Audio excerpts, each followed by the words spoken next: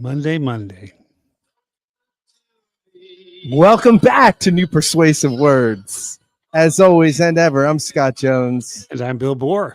And Bill, it's Monday. It's Monday. Monday.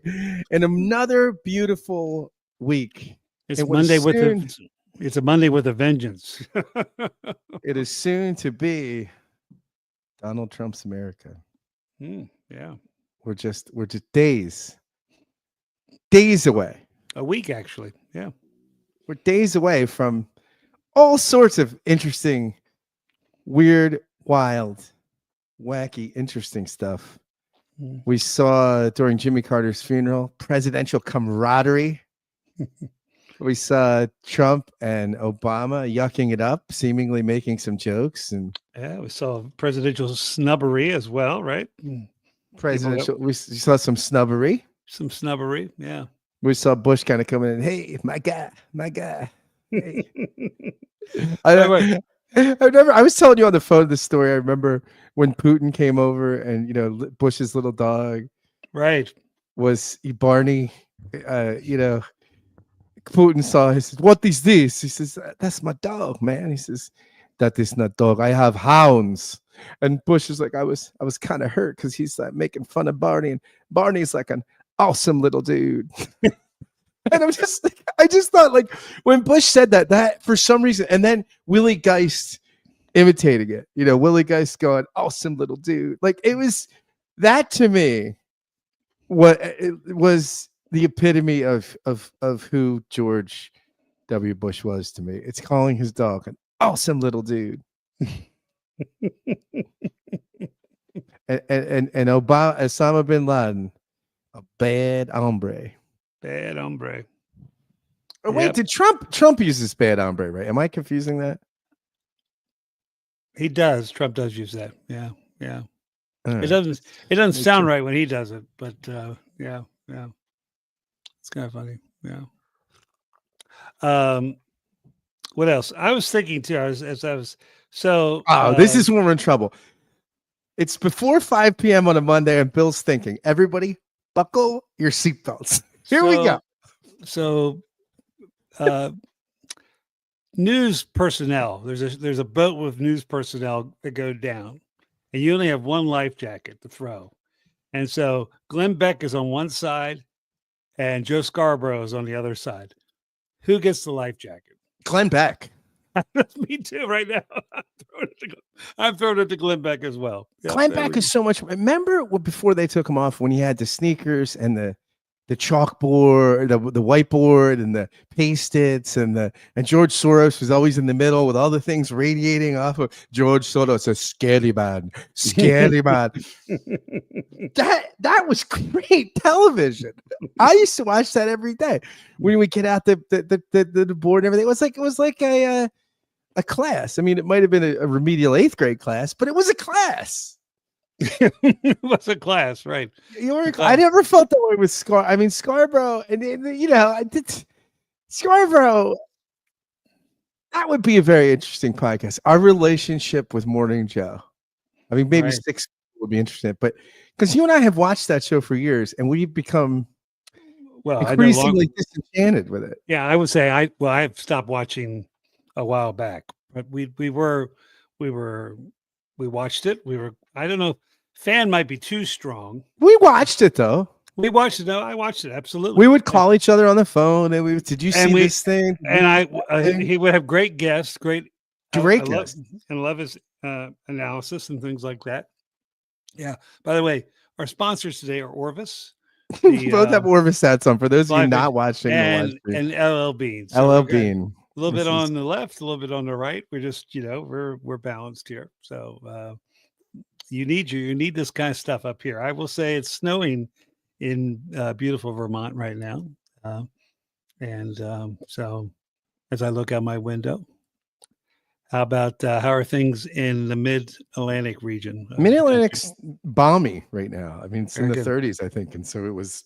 And both the Eagles and the Washington Commanders won yesterday. So those football fans are happy. We will not speak the team that shall not be mentioned We have a list of those. Well, for me right now, we'll just say that their stadium is at the confluence of several rivers and 3 rivers to be exact, and they've not won a playoff game for a long, long time. So not happy. What's funny, I had some friends that were in town and they live in upstate New York, but they were walking through Philly to meet me for brunch, and they said they had a friend with them who had Eagles regalia on, and they were fascinated that how like their friend and the other Eagles fans would say they didn't know would just go Birds, go Birds, and it was it was like people that drive Volkswagen Beetles that honked each other. It was this ubiquitous recognition. It's not quite Martin Buber I thou, but it's something. No, it really is. It's the same thing. Steeler Nation, which I'm a Steeler fan. Amazing. You could be anywhere and you run into a Steeler fan, which is I've been in far reaches of the world and run into Steeler fans. My favorite thing is after the last time they won the Super Bowl, which I can barely remember when that was. I was living in a condo complex, and there was one guy in the complex who would have a Confederate flag, and he lived between me and an African American person who was a Steeler fan as well.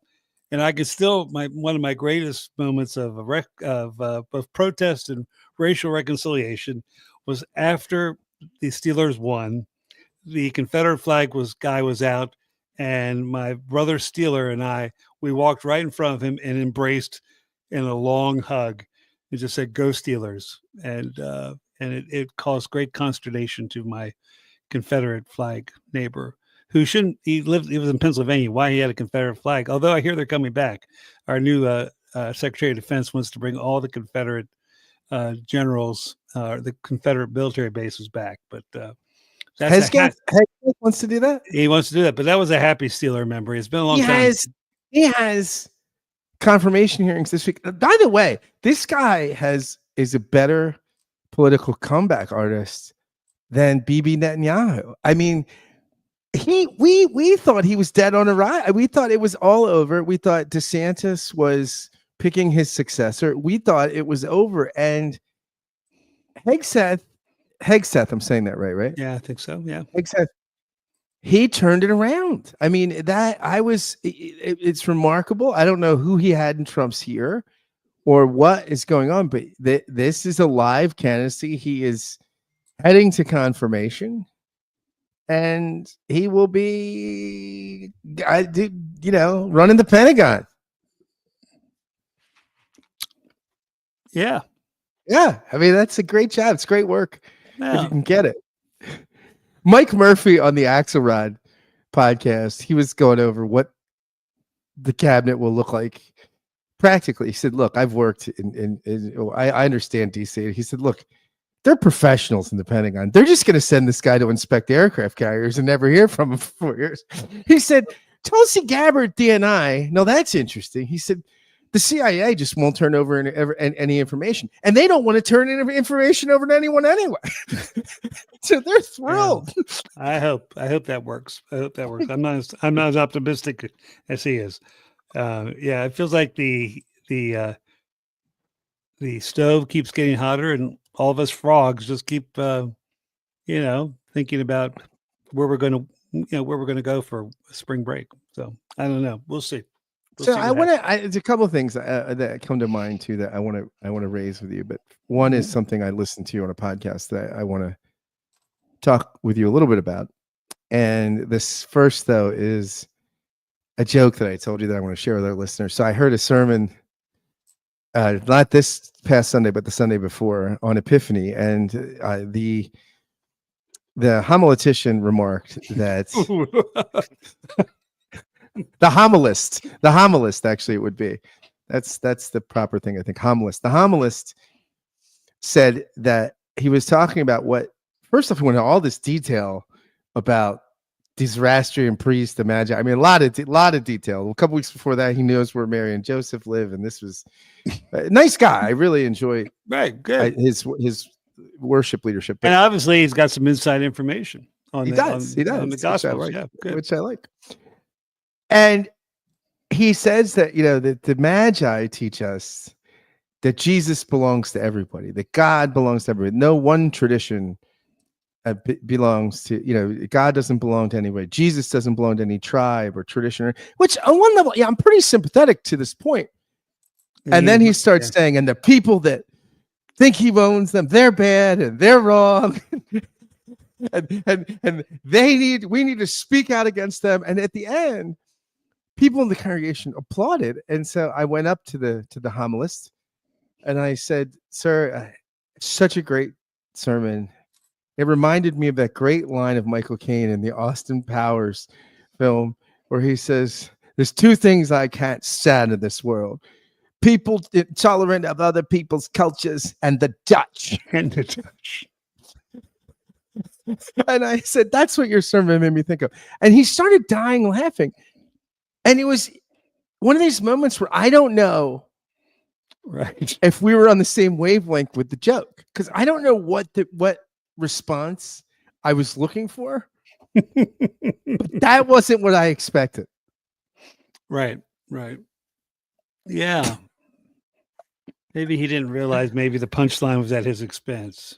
That was the same Sunday where the anthem, one of the hymns was "The Brightest and the Best." And I turned to the old guy next to me. I said, "Aren't these the people that got us into Vietnam?" He didn't get the joke either. He was like, "I lived through that mess."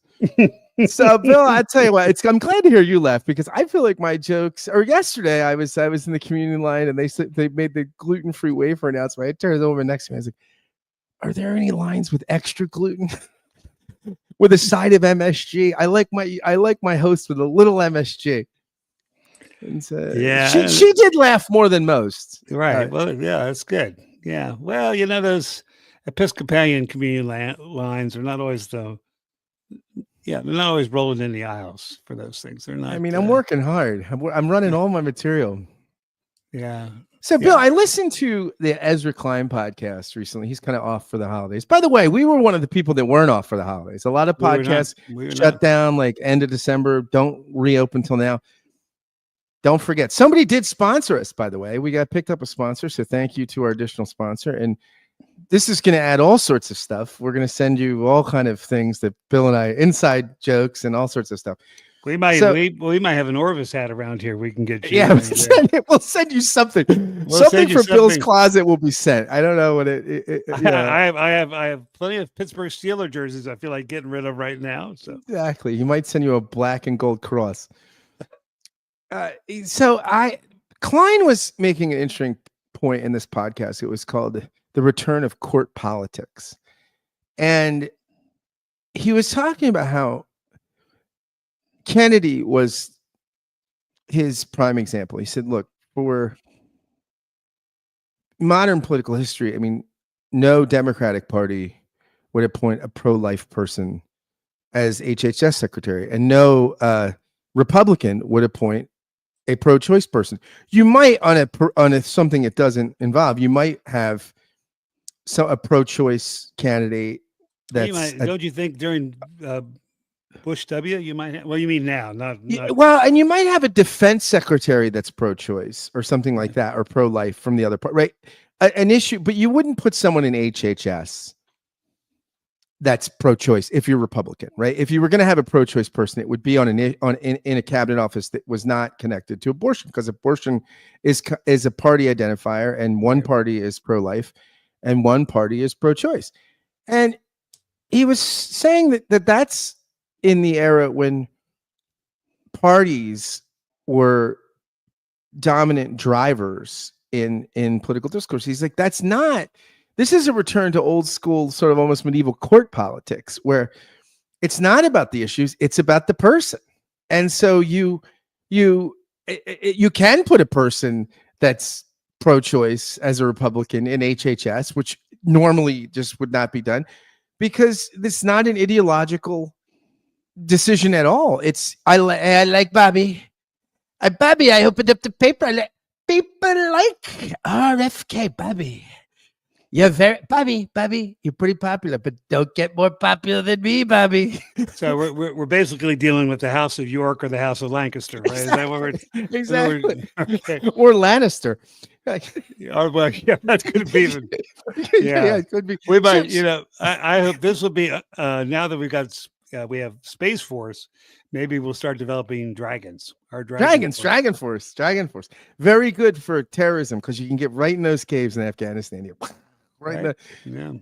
so he was making this point that largely, and also he was saying the other thing that court politicians do, and that a lot of you see in less democratic cultures, you appoint people that are completely dependent on you. And he used Chris Wray as an example. Chris Wray, Trump appoints to the FBI, but Chris Wray had other interests other than Trump. He has a reputation in DC. He has a reputation as somebody that is an attorney and cares about law enforcement. So he wasn't going to come in and undermine the FBI because that would cost him relationally, socially, professionally. Someday he's going to appear before his God, right? Right. So his God, it's Chris Christie, and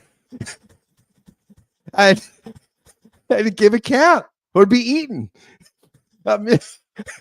No, I mean, do you know what I mean? That these, and even Jeff Sessions, who I'm sure you and I are not huge Jeff Sessions guys, but Jeff Sessions was one of these people, right? That it's a bridge too far. It's at a certain point, I will not, because I have a constellation of other professional, Right. and political and relationships of all kinds that would be utterly crushed if I became this court lackey. Whereas Patel has none of that, right? Like it's Patel can come in, shut down the FBI building, literally have Keystone cops just running around in suits in this, because if Patel has a horrendous tenure in the FBI, that does nothing. He can go do his other stuff and go back to being whatever Patel is, as opposed to people that want to return to public life and have spent their lives in public life. And have a commitment to still have some vague understanding of the greater good or whatever that might be, right? Yeah. And also the advantage of these courtly appointments is that you can dispense with them at little cost either, because they don't come with a significant power base. Right. You can, there's a dispense. You can dispense with folks in such a rapid way. So it's just interesting that there's this theory that every 40 years the presidency sort of shifts, and so Carter would be the end of the New Deal, Great Society era, and Reagan is the onset of, federal government is scary, smaller government, lower taxes, trickle down. And that you could argue that Reaganism is now waning, and the next 40 years might be in the shadow of Donald J. Trump. And maybe it at least on the front end, what we're seeing is this patronage and courtly system that we haven't really known in recent American politics to the same degree. Yeah, you would have to say maybe like pre-Civil War Washington was really controlled by the Southern slave interest politically. For all intents and purposes, in the 1840s and 50s, Washington was a Southern city. Not much happened that the slave bloc didn't want to have happen. It's why Gouverneur Morris, the great delegate from New York, thought at the end of his life that New York should just take New England and secede, and just thought, let's the South go its own way. And or maybe you think of when Lavo High and Republicans are being sent to the White House, kind of ends with Warren G. Harding, but all these kind of people that were cronies who were basically owned. It could be. It's a different era. Yeah, and of course the presidency didn't have a school named Warren G. Harding High School. There is a Warren G. Harding. Where have I seen? Is that like on a TV show or something? I don't know. I just thought I have some vague memory of Warren G. Harding somewhere. Yeah, there is one somewhere. Warren G. Harding. That's why do I?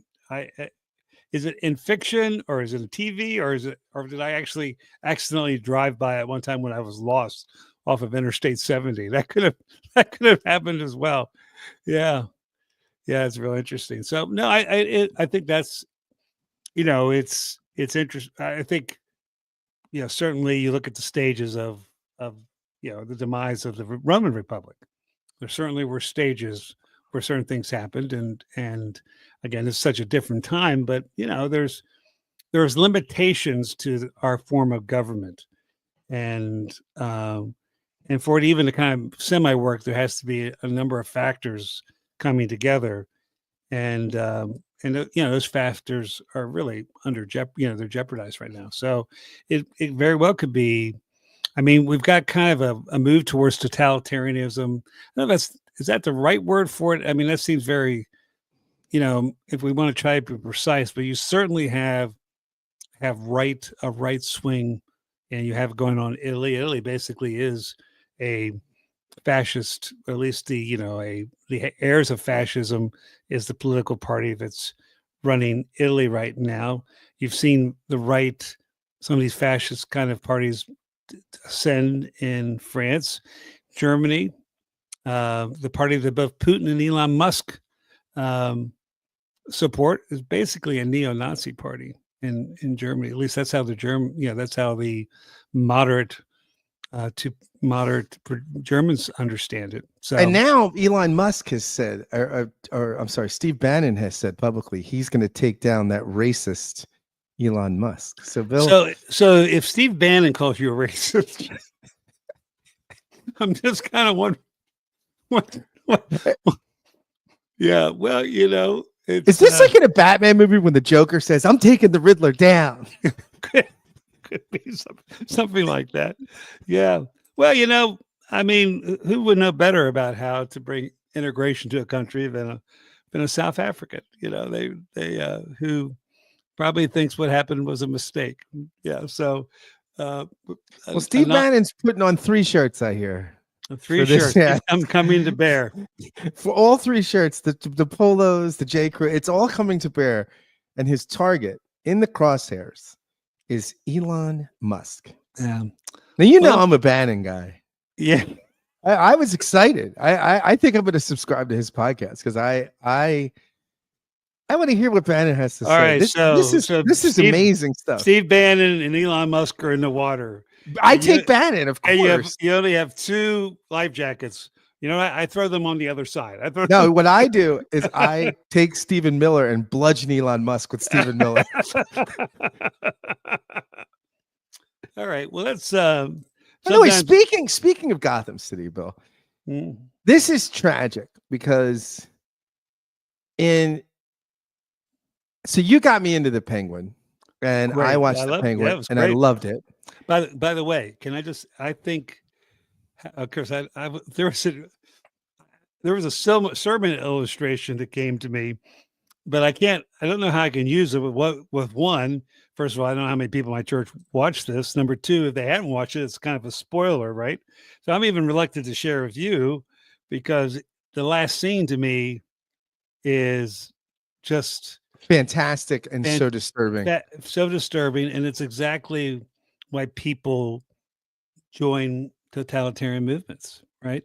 Or why they connect themselves to a despotic figure, because they promise to make you feel like family, and then they don't. And then they don't. Yeah, it's interesting that they're saying the production delays on this new Batman sequel, where Pattinson will be Batman, who is the Batman in the world of the Penguin, that this is delay after delay, so many delays. I really think they're going to recast Batman as Martin Sheen. Yeah. I mean, if John Goodman might play the Penguin. I mean, this is, but it's so tragic because the Penguin got me into this Gotham, right? It's so dark, and it's like a Sopranos-esque great thing. And even the first Batman movie, I didn't like Pattinson as Bruce Wayne, but still the world that it created was really interesting. And now this thing is a cul-de-sac, and in the shadow we have the Superman movie where the biggest thing is the dog takes him out of the North Pole. Bill, it's as a comic book guy, I'm sad. The only hope I have is Daredevil Reborn. That is what's keeping me on this side of being vertical. I'm just ready to go horizontal until my birthday because I'm so disturbed by everything I hear about. It's just one of these things that the Penguin might be like Origin. It's just this great, brilliant thinker that becomes a cul-de-sac and becomes declared heresy and all this stuff. He's lost because this great creative project is stuck in the Reeves Batman world. Right. Or it's kind of like if the Lockean worldview had held sway a little bit longer, I think like Jonathan Edwards would be viewed as another Aquinas. Yes. Yeah, but Bart said it's a miracle that Hegel didn't become the Protestant Thomas Aquinas.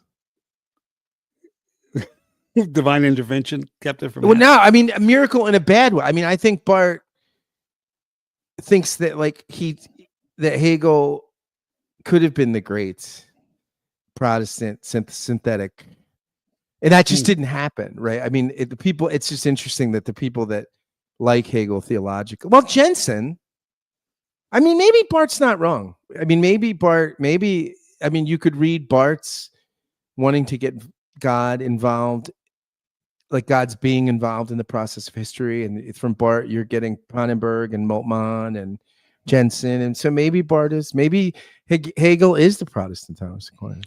Yeah, but part of it's too there's the ongoing splintering of Protestantism and basically in a lot of ways there are people who are certainly almost fundamentalist in their theology who are Bartians or read a lot of it. Bart is one of their chief dialogue partners, but I think Karl Barth probably kept mainline Protestant thinking alive a couple of decades longer than it would have gone. But that stuff, everything around all these groups are, and the ones that we're part of. I was having a conversation with someone today. There's just no future in religious academia for most people, just because the places that would used to hire people are going out of business. And I think we've talked about this in the podcast, but we're in episode 3 something, so I forget more than I remember what we talked about. But I feel like we talked about that there was the anti-apologetic move in Barth, which I get because apologetics was a liberal antagonistic discipline in his context. It was the group that told you, here's what you're allowed to still believe, and then you can make a case for it. And so he thought, no, Christianity needs to stand on its own 2 feet and be on the offensive. But I think that when translated to the English-speaking world and sort of mainline Protestant circles, it became fideistic.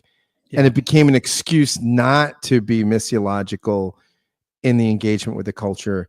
And it became a sort of, you got to sort of almost post-liberal language game. Hey, we're doing our own thing, and if you're interested, come listen, and if not, that's fine. And you have your language game, and it became a lot of there. I mean, I think it just.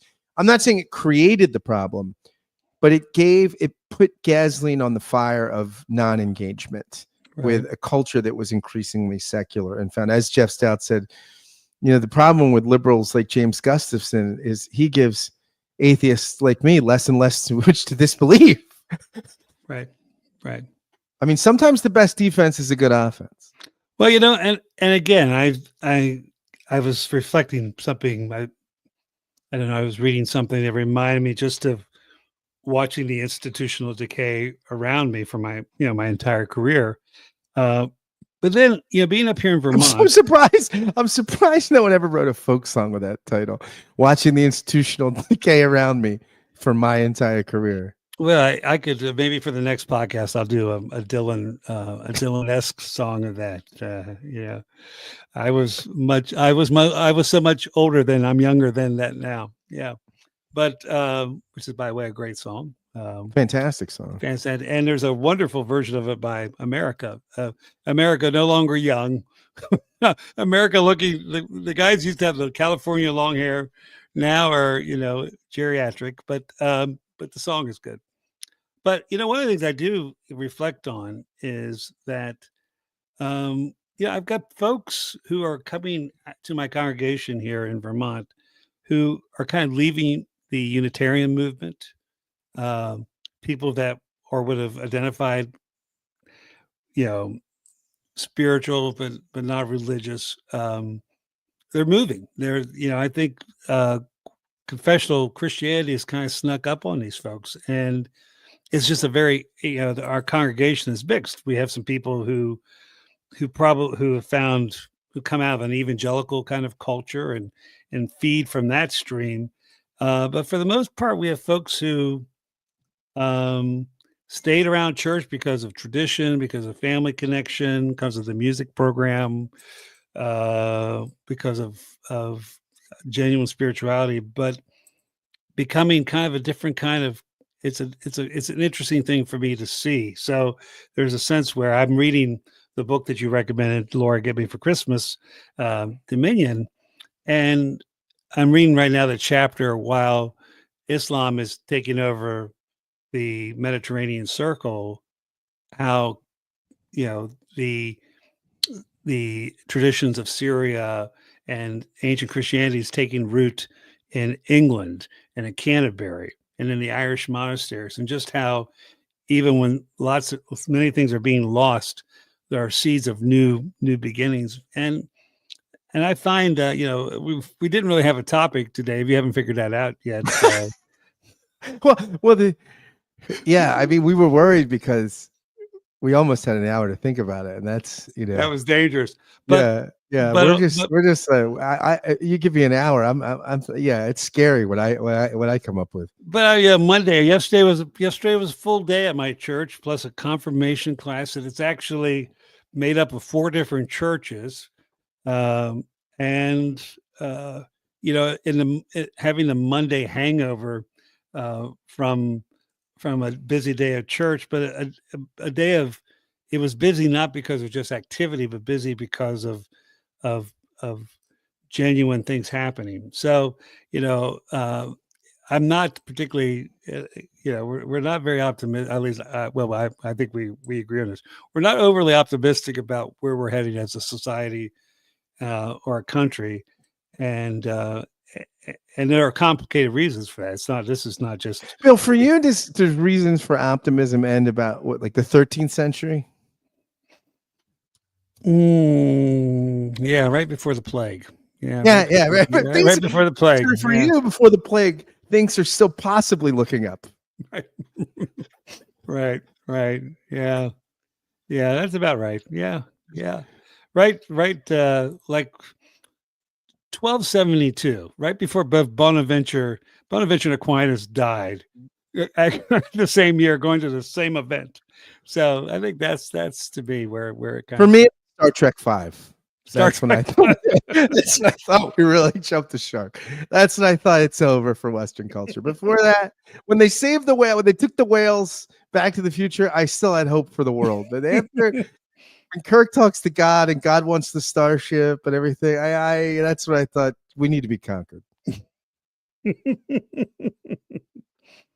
So that's our Monday. Oh, I have one more thing to say. Yeah. Okay. I'm sorry. In addition to because I want to piggyback. I just wanted to piggyback off of what you said about your congregation. I had this experience yesterday. I went to a memorial service, and this woman was a friend of mine who was a big sex worker in Philadelphia. And we met at a party once, and she was a fascinating person. And she ran, and she was in the adult industry in Philadelphia, and we were friends for years. And she passed away tragically with cancer. And so I was probably the only church goer or clergy person that's ever pastored a church or anything that certainly in her world and certainly there. And so it was sort of a wake, and there were drinks and some snacks, and people it was in this very interesting place on Vine Street that is a lounge, and they have burlesque shows and all sorts of things. So it was very swanky, interesting. Yeah, it was a scene, man. It was a scene. Okay. So I got up and just for a few minutes talked about some things she taught me about integration and with the connections between spirituality and sensuality and being in our bodies and all these things. And I made a few jokes too. And I was swamped afterwards. The people that wanted to talk. Hmm. And somebody just said, I'm not religious at all, but what are you? I would go to your church. And it's this thing where I think it's almost like we're like the beauty of the culture is that the more secular you get, almost like the less hang. It's the mission fields are so interesting, right? Because they're in your front yard, they're next door, they're in the bookshop, or it's I just was just something because I was thinking of you too, and I was thinking of these stories you've shared, and I was thinking that it was beautiful. And I'm gonna go have coffee with this one guy who is an artist, and I want to see his studio because he wants to talk about podcasting on this stuff, and he's he and his wife both are involved in the sex industry. And we talked for a while, and they wanted to really talk about spiritual things. And so I was like, this is really interesting. So I don't know. All right. It was just encouraging. It was strange, surreal, and but gave me a little bit of hope. Yeah, no, that's a lot of hope, I think. Yeah. Yeah. So this is our Monday, friends. All right. Peace. Be well.